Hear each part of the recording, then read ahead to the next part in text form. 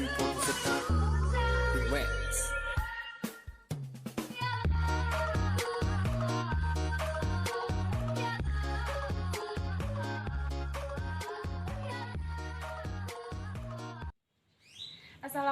warahmatullahi wabarakatuh. Perkenalkan, saya Anggraini Kusumawardhani dari kelompok 2 yang akan menjelaskan tentang sebab dan halangan dalam warisan. Pertama-tama, saya akan menjelaskan tentang pengertian waris. Waris adalah berbagai aturan tentang perpindahan hak milik seseorang yang telah meninggal dunia kepada ahli warisnya. Dalam istilah lain, waris disebut juga dengan faraid, artinya bagian tertentu yang dibagi menurut agama Islam. Dengan demikian, secara garis besar definisi warisan yaitu perpindahan berbagai hak dan kewajiban tentang kekayaan seseorang yang meninggal dunia kepada orang lain yang masih hidup dengan memenuhi syarat dan rukun dalam mewarisi.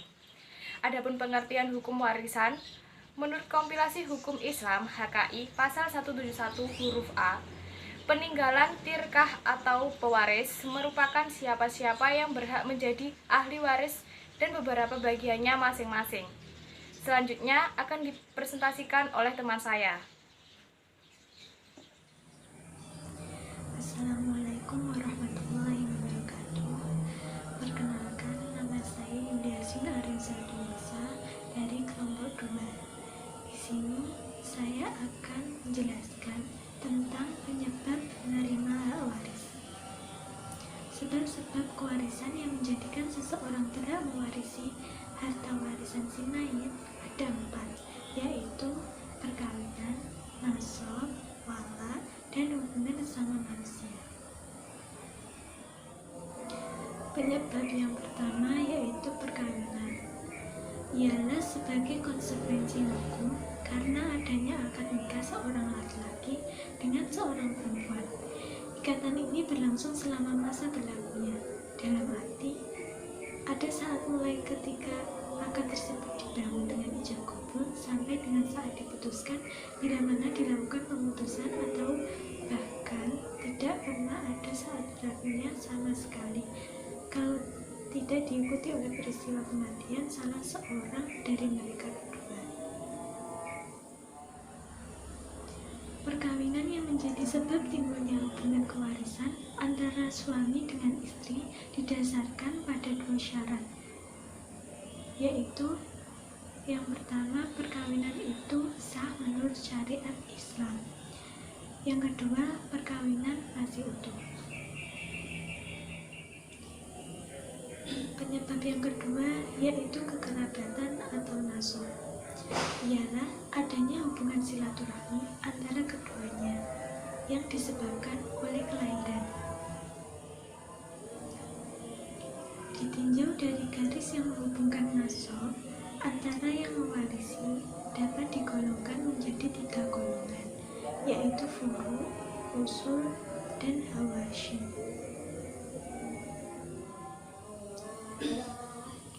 Penyebab yang ketiga yaitu wala. Ialah hubungan yang tercipta dari tindakan seorang pemilik budak yang memerdekakan budaknya itu. Kemudian, setelah bekas budak tersebut mampu bertindak hukum dan mempunyai milik sejumlah harta benda, bila bekas budak ini meninggal, bekas tuannya menjadi ahli waris, tapi tidak untuk sebaliknya. Penyebab yang keempat yaitu hubungan sesama Islam. Hubungan Islam yang dimaksud di sini terjadi apabila seseorang yang meninggal dunia tidak memiliki ahli waris, maka harta warisannya itu diserahkan ke perbendaharaan umum atau yang disebut dengan baitulmal yang akan digunakan oleh umat Islam. Dengan demikian, harta orang Islam yang tidak mempunyai ahli waris itu diwarisi oleh umat Islam. Sekian dari saya. Materi selanjutnya akan disampaikan oleh teman saya. Assalamualaikum warahmatullahi wabarakatuh. Saya Nazilatul Ilmiah di sini akan menjelaskan tentang halangan seseorang tidak bisa menerima harta waris. Dalam ilmu fikih dijelaskan tentang hal-hal yang menyebabkan seseorang tidak bisa menerima harta warisannya. Di antaranya adalah pembunuh, budak, murtad, perbedaan agama, dan berlainan negara. Di sini saya akan menjelaskan tentang pembunuhan dan budak. Yang pertama yakni pembunuh.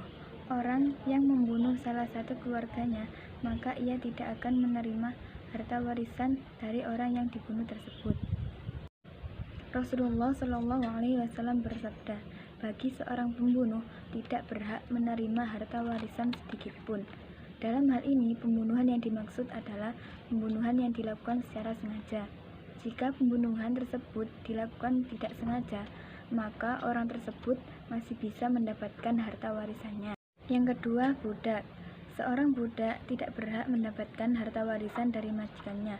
Begitupun sebaliknya, seorang majikan tidak berhak mendapatkan harta warisan dari budaknya. Allah berfirman dalam surat An-Nahl ayat 75 yang artinya, Allah membuat perumpamaan dengan seorang hamba sahaya yang dimiliki tidak dapat bertindak terhadap suatu apapun. Selanjutnya akan disampaikan oleh teman saya. Ya, di sini saya akan melanjutkan penjelasan mengenai halangan seseorang tidak dapat menerima hak waris. Nah, selanjutnya yaitu murtad. Murtad merupakan seseorang yang keluar dari agama Allah, yaitu agama Islam. Seseorang murtad ini juga dapat disebut sebagai seorang kafir karena sudah tidak mempercayai agama Allah. Seorang murtad ini merupakan salah satu seseorang yang tidak dapat menerima harta warisan dari seorang muslim. Sudah dijelaskan dalam hadis Rasulullah yang diriwayatkan oleh Usamah bin Zaid, yaitu Rasulullah SAW, la yarisul kafira walal kafirul muslim. Hadis ini menjelaskan mengenai seseorang kafir itu tidak dapat menerima harta warisan dari seorang muslim. Begitu juga sebaliknya, seorang muslim tidak dapat menerima harta warisan dari seorang kafir. Yang selanjutnya yaitu perbedaan agama. Perbedaan agama ini ada sedikit ulama yang berpendapat bahwa boleh.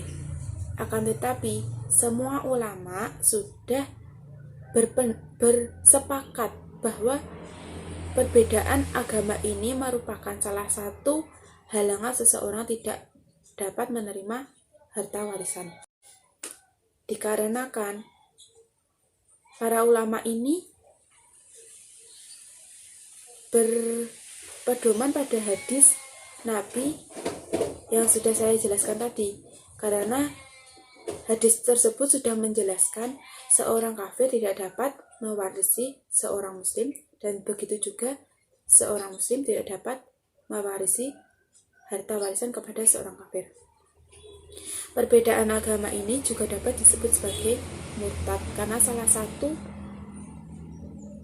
agama tidak sama dengan agama Islam, ataupun aturan agama di dalam agama Islam tidak sama dengan aturan agama yang ada di agama lain.